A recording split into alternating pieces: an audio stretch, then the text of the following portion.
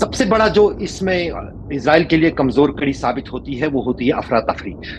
क्योंकि आज सुबह से हमने देखा कि पहले जो है हिज़्बुल्लाह ने आज दिन में कई बार जो है रॉकेट्स वहाँ पर दागे। उन रॉकेट्स में कुछ जो है कुछ घरों को भी हिट कर गए, ख़ास तौर से नॉर्दर्न इज़राइल में। उसमें कुछ घरों को नुकसान भी पहुँचा है। मैं हर एक खबर को दिन भर ट्रैक कर रहा था।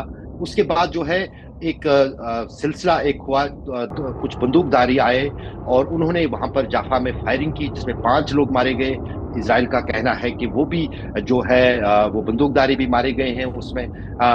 वो कहाँ से आए थे? क्या वो हिज़्बुल्लाह के लड़ाकू थे या फिर हमास के लड़ाकू पेनिट्रेट करके गए थे वहाँ पर? वो भी साफ नहीं है। तो एक अफ़रा-तफ़री उसकी तरफ, तो कितनी जगहों की तरफ जो ध्यान भटकाना जिसको कहते हैं, वो कहीं न कहीं यहाँ पर ईरान और उसके प्रॉक्सीज़ की कोशिश है।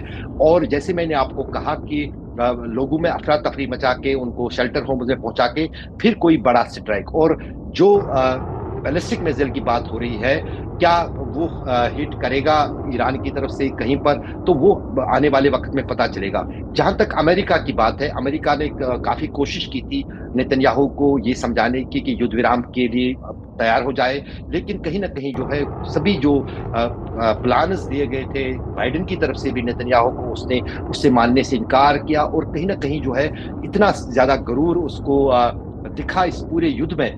दुनिया की तरफ से हर एक देश ने उससे कहा कि बातचीत से, यहाँ तक कि भारत ने भी कहा कि बातचीत की प्रक्रिया से मसले सुलझाए जा सकते हैं, लेकिन नेतन्याहू ने किसी की नहीं मानी।